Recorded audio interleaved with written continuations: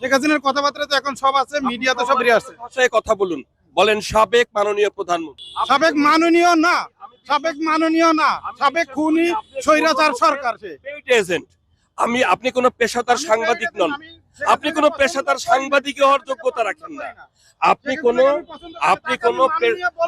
শুনেন, আপনি মাননীয় বলবেন না। মাননীয় বলবেন যে আমাদের দেশে 3-4টা নির্বাচন দেয় নাই, আপনি কেন তাকে মাননীয় বলবেন? কেন আপনি মাননীয় বলবেন তাকে? না, সে আমাদের হত্যা করছে এতগুলো মানুষ, আপনি কেন? হত্যাকাণ্ড তো বিচারে প্রমাণের ব্যাপার। ভাই, এটা প্রমাণ করবেন না। আপনি কেমন